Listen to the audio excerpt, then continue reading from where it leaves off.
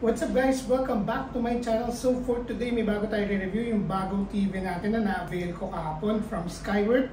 This is the Skyward SUE 8002. Ito yung one of the latest model ng Skyward sa TV. This is the 65 inches. Meron din silang 25 inches. I think around 24,000-25,000 pesos. This one cost me around 33,000 pesos sa Abenson. Ililink ko sa baba kung paano nyo ma-avail, kung saan nyo ma-avail. Bili ko siya actual sa store nila sa Abenson na Quezon Avenue branch, yung malaking Abenson doon ko siya nakuha kahapon. We'll be testing out its performance, yung features niya, ipapakita natin lahat sa inyo. And of course, yung may kasama siyang soundbar, this one, na Skyward din ang brand. So check natin yung quality niyan. And of course yung TV itself. So meron tong QLED na technology.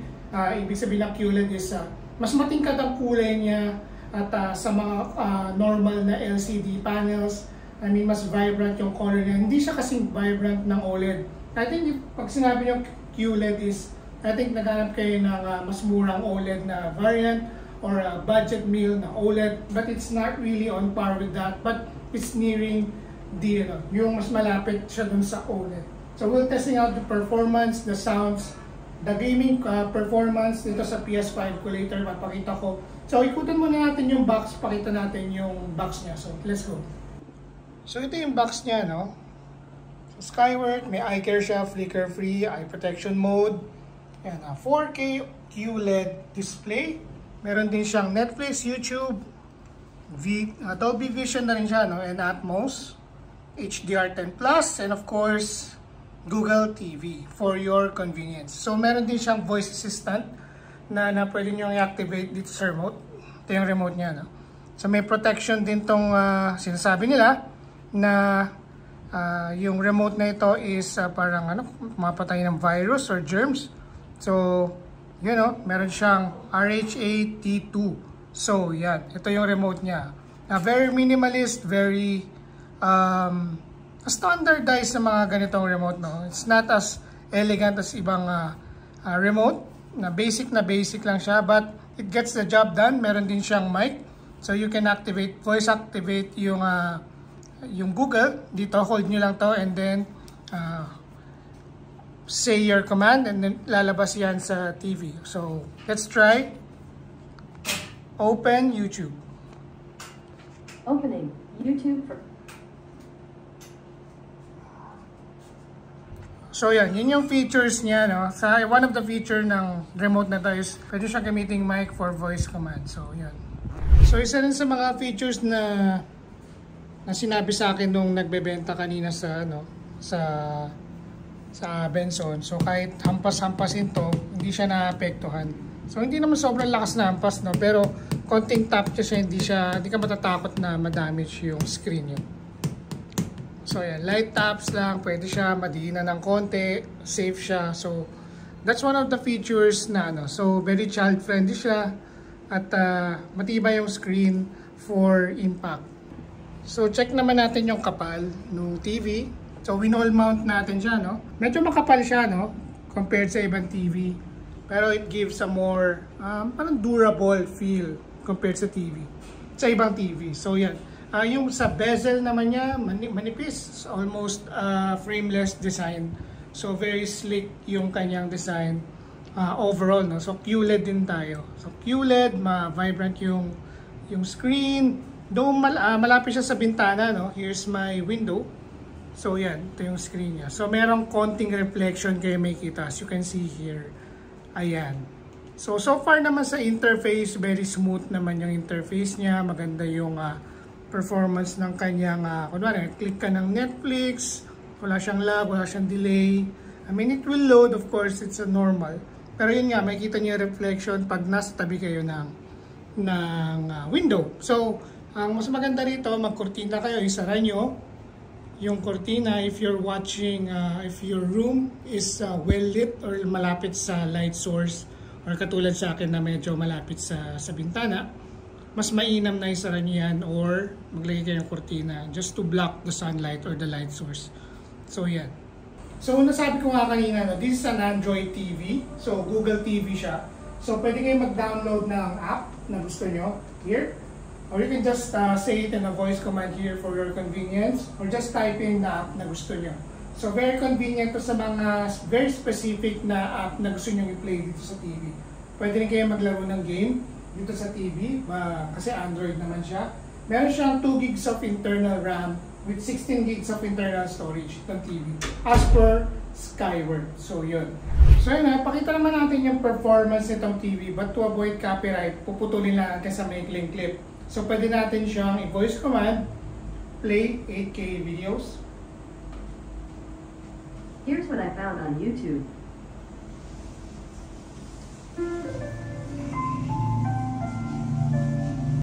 Pakita natin yung quality ng screen. So this is an 8K video from YouTube. So magsasalita lang ako to avoid copyright. So ito siya. Very smooth siya, no? Yung wala siyang lag. Minsan tinetest ko yung mga 8K videos. 8K videos usually mabibigat yan. Pero I think ang kaya lang is sa 4K, but you can play 8K video in the downscreen as a 4K. Here is the output. Forward natin ang konti sa gitna. So very seamless, no? You can just forward yung pinaka performance niya, hindi mabagal, very convenient, very smooth yung kanyang transition, ay yung pag-forward ng movies, ganyan. So, as you can see here, very vibrant yung kulay ng TV. Very smooth yung pag ng TV, yung 4K na binalabas ng kulay niya. Very seamless yung pag-play ng YouTube or kahit mabigat yung YouTube na pinapakita.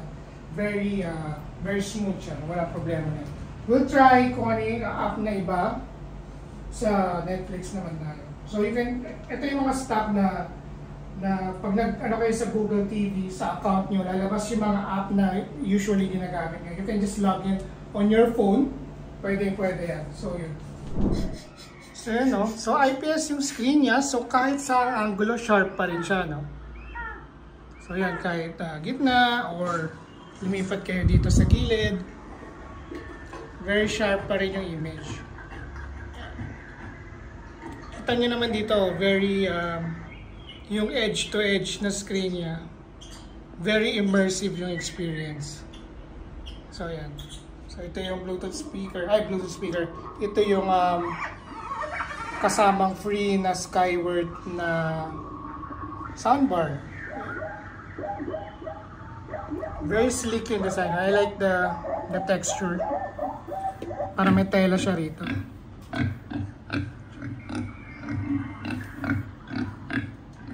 Skyward. May sariling remote din siya.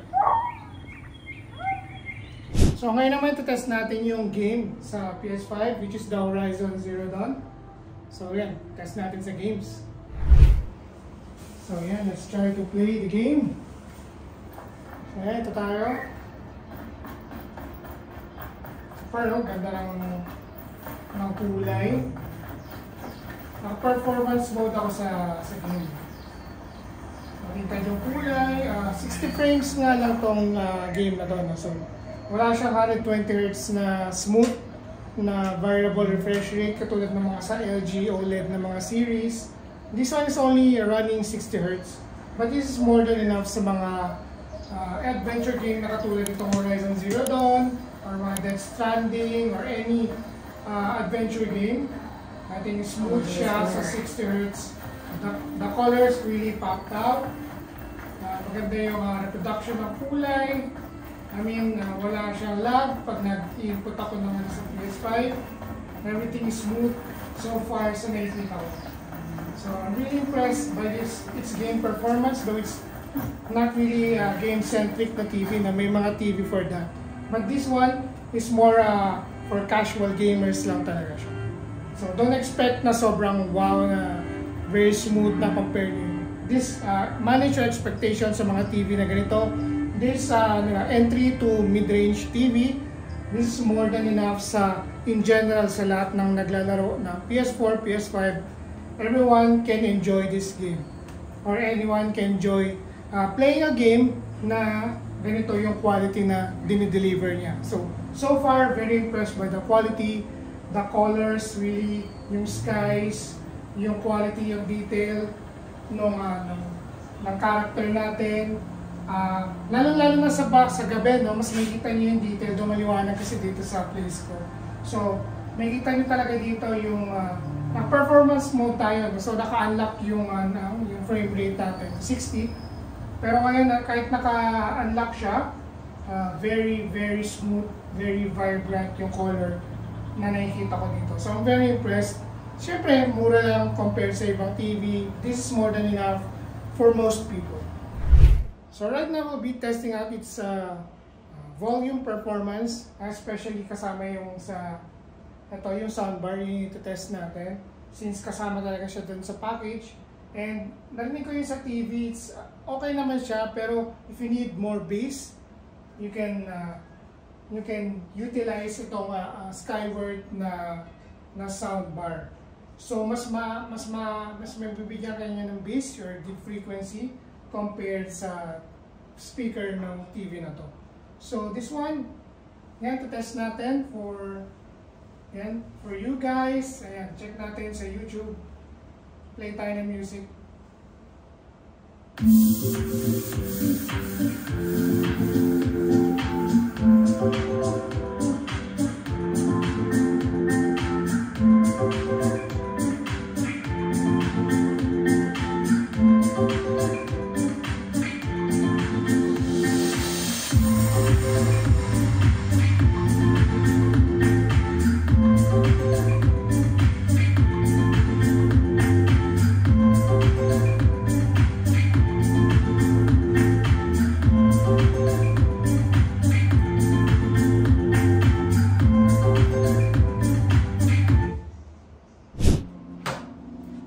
So yun, na-check na natin yung sound quality niya. So tingin nyo guys, maganda ba yung sound na nagpo-produce?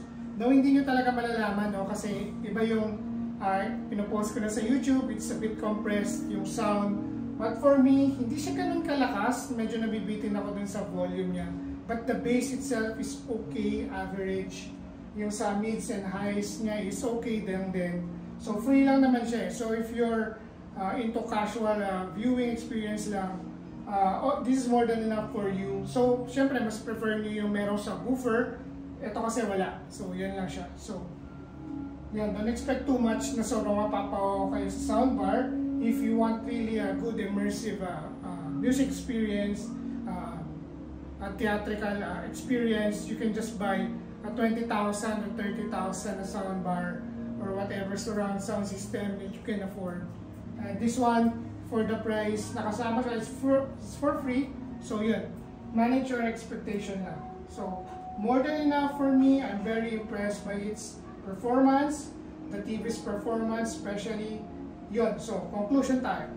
So guys, here's the review, total conclusion. So, a very short overview or review about this TV. This is the Skyward SUE 8002. This is a 4K TV with QLED technology. So yan, Dolby Vision, Dolby Atmos HDR10 with Google TV. At meron din siyang Eye Care TV, flicker free siya, at meron din siyang eye protection mode. So very packed ang kanyang features. I'm very impressed by its performance.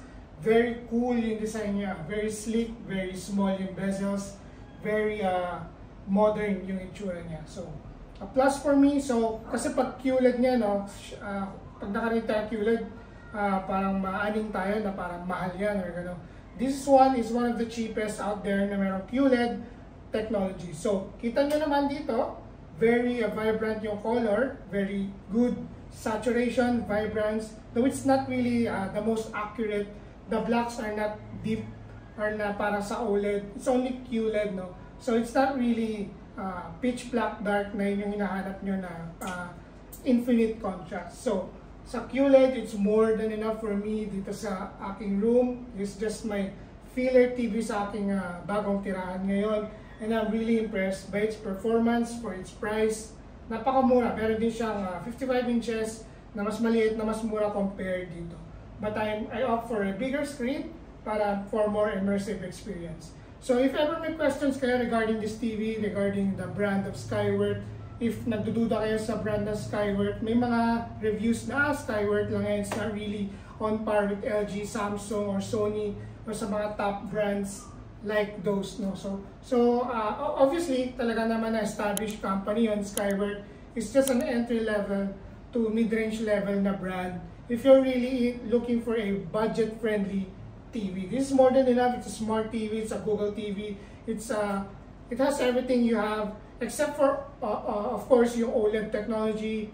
Yun lang yung kulang niya, but more than enough for daily use, for watching movies, playing games, whatever, for watching YouTube videos, for everything that you need to do in general. This is more than enough na pwede nyong ma-enjoy at pwede nyong i-share sa inyong family, manood kayo movie, Netflix, whatever. So, yun. That concludes my very short and brief review about this television. If ever you have questions, comments regarding this TV, regarding this brand, let me know in the comment section down below. And please subscribe to my channel if you haven't already, and click the like button and share this with your friends.